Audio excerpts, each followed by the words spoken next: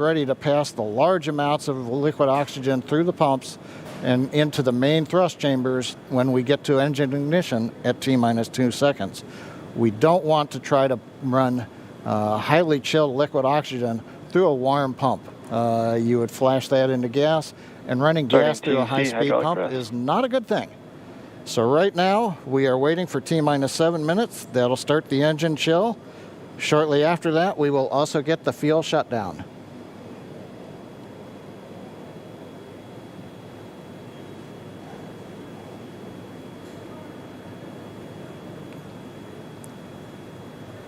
Listening to the SpaceX launch director in the background there. As I mentioned, at T-minus 7 minutes as we start the chill, we will also get into the final topping off of stage 1 fuel, and then the fuel load will complete.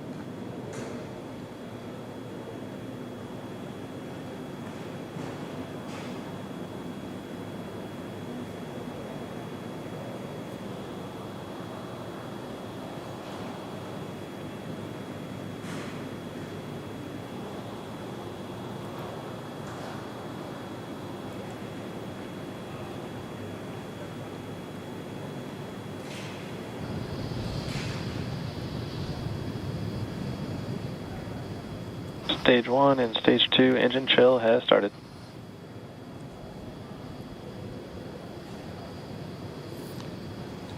We've heard the call out. Stage 1 engine chill has started. That's gone up to the crew so that they've got situational awareness. As I mentioned, the pre-valves are open. And now we are topping off first stage fuel, getting ready to finish the fuel load. Liquid oxygen load on first and second stage will continue until the last 3 to 2 minutes of the countdown. We should hear that call out RP1 load complete coming up at about 6 minutes. Again, RP1 is just that densified kerosene or that rocket fuel that Falcon 9 is going to be used to power Bob and Doug to orbit today.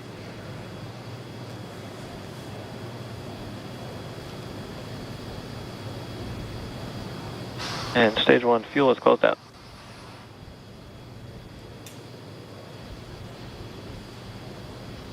Right on time. That call out indicates that the fuel loading on the first stage is complete. Draining back the lines now, so first stage and second stage fuel are complete. Liquid oxygen loading is continuing on both stages. You can see on the view on the left side of the monitor the condensation, the cold gas wrapped around the stages as the tank skins are chilled by the densified liquid oxygen picking up the humidity from the Florida air. It looks like at this moment we're a little more than 90% full on the oxidizer on the first stage, ticking up towards that 80% mark on the second stage. We'll be counting down all the way till about 2 or 3 minutes, as John and I just said, until everything is loaded in Falcon 9. Heaters closing out. And then we will be go for launch. Dragon has transitioned to configure for terminal count. Vehicle tanks pressing for strongback retract.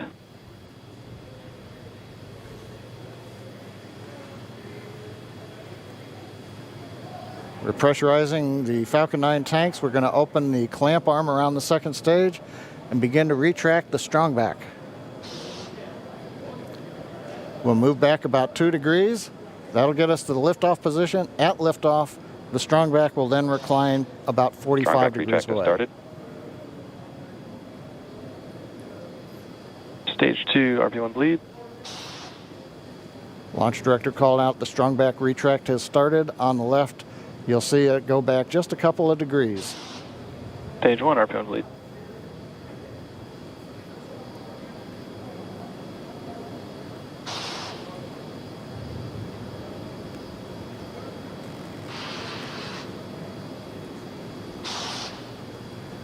We are just 4 minutes away from liftoff. Again, at this moment, Bob and Doug are really just laser focused on those displays. They have insight directly into Dragon and the Falcon 9. They're able to see where their fuel loading is at, how everything's progressing down with the count. AFTS final setup started.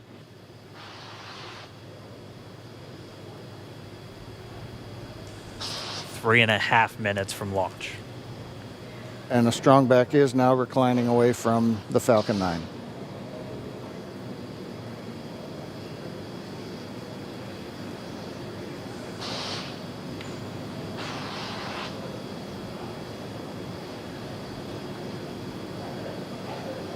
MVAC igniter purges.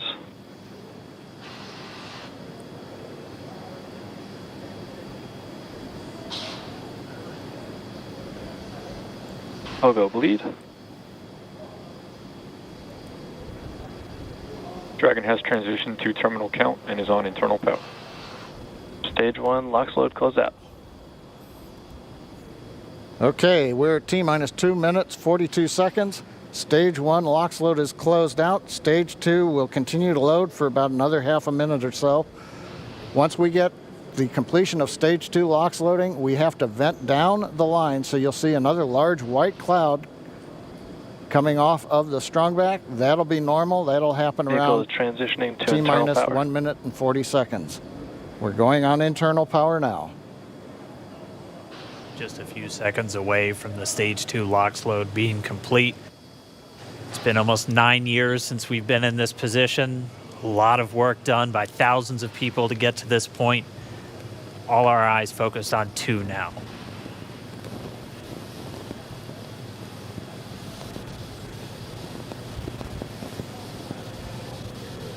Stage 2 LOX load is closed out. Propellant fills are complete. Dragon is in auto idle.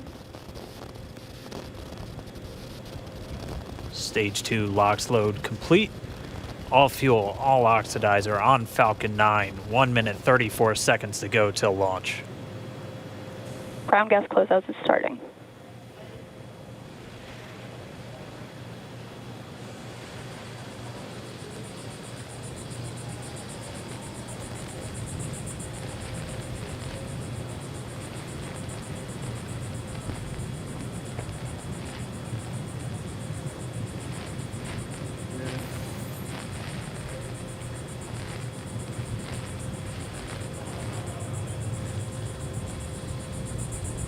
Falcon 9 is in startup. Dragon is in countdown. FTS is armed for launch. Under a minute now, the FTS, the flight termination system, has been armed. Dragon, SpaceX, go for launch. SpaceX Dragon, we're go for launch. Let's light this candle.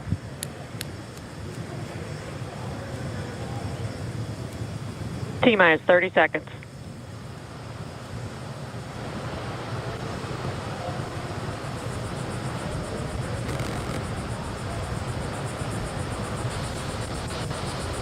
Stage 1 tanks pressing for flight. T-minus 15 seconds. 10, 9, 8, 7, 6, 5, 4, 3, 2, 1, 0. Ignition. Liftoff of the Falcon 9 and Crew Dragon. Go NASA, go SpaceX. Godspeed, Bob and Doug. America has launched. One Alpha. And so rises a new era of American spaceflight, Stage 1 and with it propulsion is the nominal. ambitions of a new generation continuing the dream. 20 seconds into flight, Stage 1 propulsion is nominal.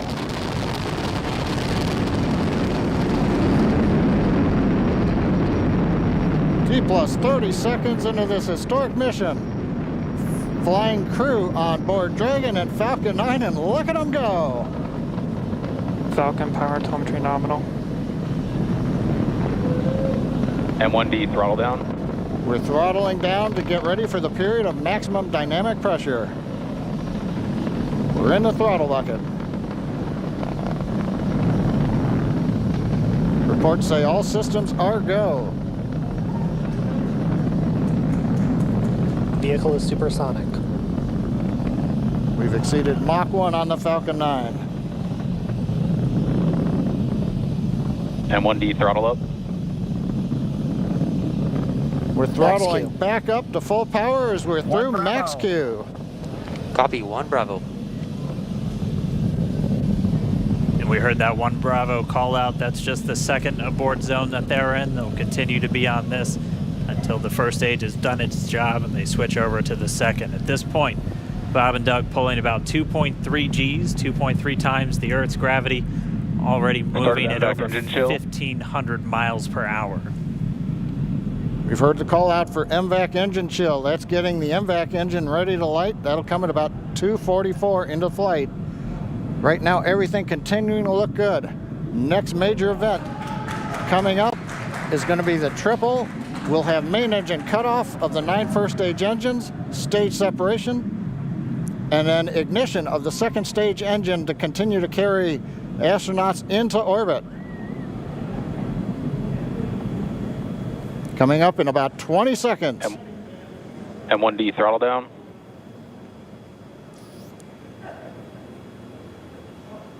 We heard we're throttling down the Merlin engines on the first stage.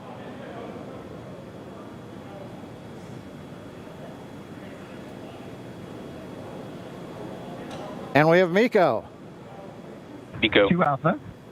Falcon stage separation confirmed. Copy 2 Alpha. MVAC ignition.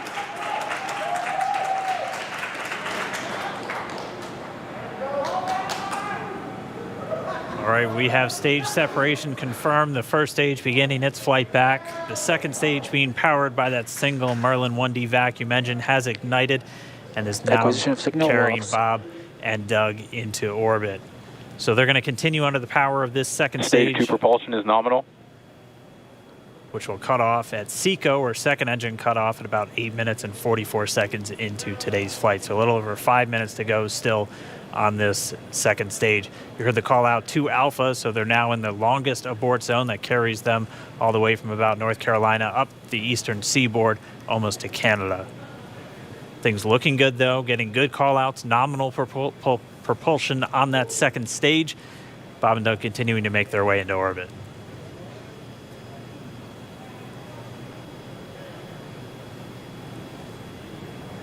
Dragon SpaceX nominal trajectory. Acquisition of signal in Bermuda. SpaceX Dragon nominal trajectory. All right, here in nominal trajectory, so Dragon pointed in the right direction, continuing to make their flight uphill. Heard acquisition of signal Bermuda. That's one of the other ground stations that they're using to get telemetry and data back from this spacecraft. Stage 2 propulsion is still nominal.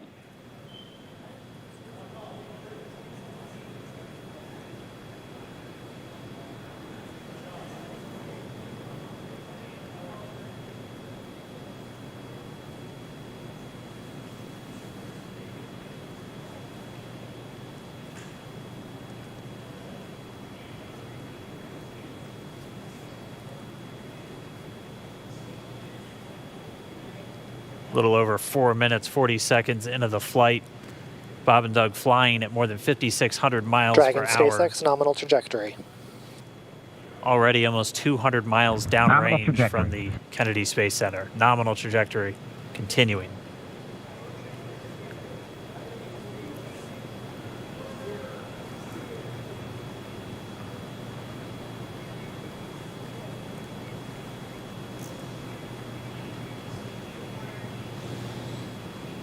And while they continue uphill, looks like we are getting a view of the first stage as well. Yep, on your right screen, you can see that first stage with the grid fins deployed. It's making its way back to attempt to land on our drone ship, Of Course I Still Love You today. And we're just about a couple minutes away from the entry burn, and that's where 3 of the 9 Merlin engines do ignite to help slow the vehicle down as it re-enters back into the Earth's atmosphere. And then after the entry burn will be the landing burn, which is just a single engine Dragon SpaceX nominal trajectory. And you heard Nominal Starting trajectory. chill for entry burn. there's that call out. They are still on a nominal trajectory on Dragon, still on second stage, and that's that MVAC engine on second stage on your left screen.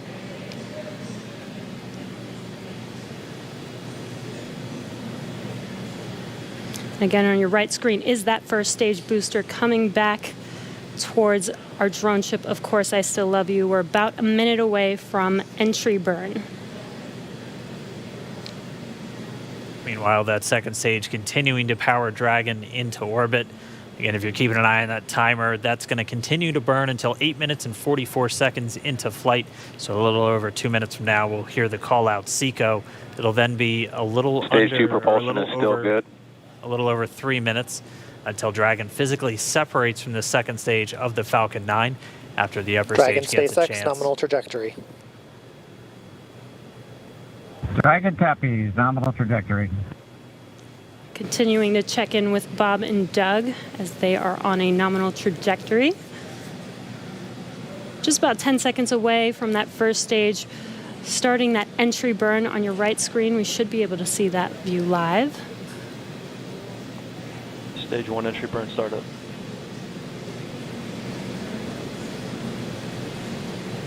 And there is that entry burn Acquisition of beginning. signal, New Hampshire. This burn lasts about 36 seconds long. Stage 2 FTS is saved.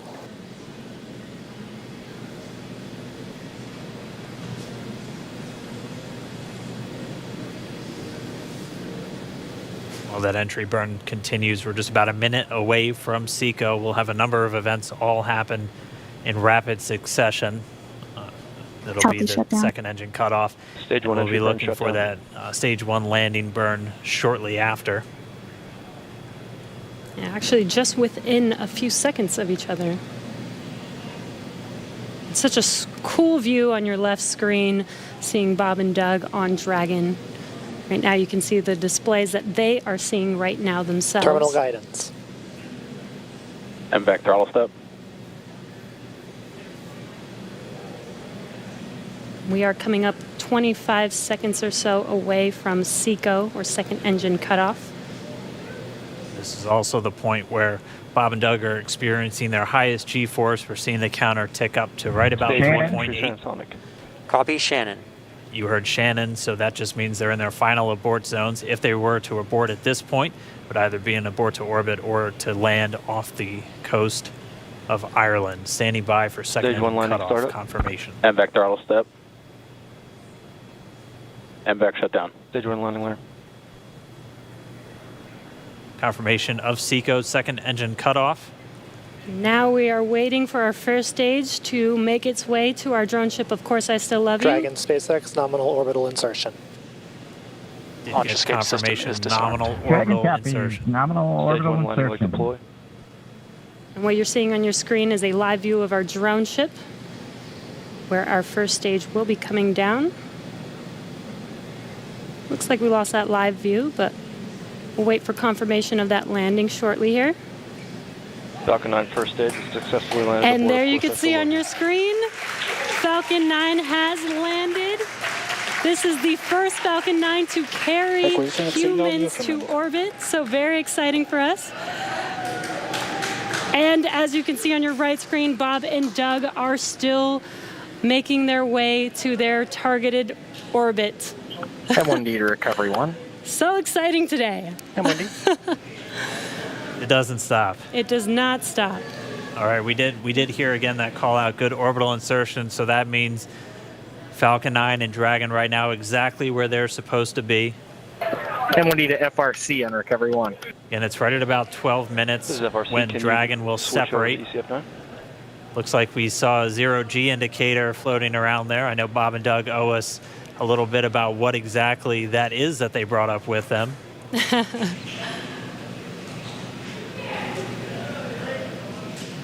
And before separation, before Dragon initiates separation from the second stage, they do make sure to they do ensure that the vehicle is not spinning and it is in good condition before we separate. That's right. The upper stage does small attitude maneuver using some cold gas thrusters built into the rocket body itself. Exactly. So we do expect that separation to occur in about a minute from now, but they do wait until they have full confirmation that it is ready to separate. Such cool views. I cannot get over this view that we are seeing right now. Bob and Doug on the right screen, inside of Crew Dragon, out in space. Yeah, already 200 kilometers over planet Earth, or a little over 124 miles, traveling in excess of 2,700 meters, 27,000 meters per second, or about 16,000 miles per hour.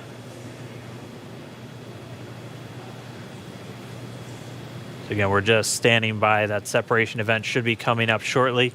Then they'll begin a series of checks on the Draco thrusters that are going to be used to maneuver and then power Dragon on its flight to the International Space Station. Standing by for separation. Expected loss of signal, wallops. It sounds like we had an expected LOS loss of signal with one of the ground stations. Waiting for confirmation now of that. Dragon separation confirmed. Dragon separation confirmed. There is a great view right in front of you Countdown of one, Dragon is that right? separating. Separation confirmed. And there's that call out. Dragon is now officially making its way to the International Space Station today. Dragon SpaceX, with that separation call, we have a few words for you from our Falcon 9 team. Standing by. Dragon, Chief Engineer on Dragon to Ground. Bob Doug, on behalf of the entire launch team, thanks for flying with Falcon 9 today. We hope you enjoyed the ride and wish you a great mission. Thanks, Bala. Congratulations to you and the F9 team for the first human ride for Falcon 9. And it was incredible. Appreciate all the hard work, and thanks for the great ride to space. Copy all. Oh, and Mike, proud of you guys and the rest of the team. Thank you so much for what you've done for us today, putting America back into low Earth orbit from the Florida coast. Copy all. Good luck. Godspeed.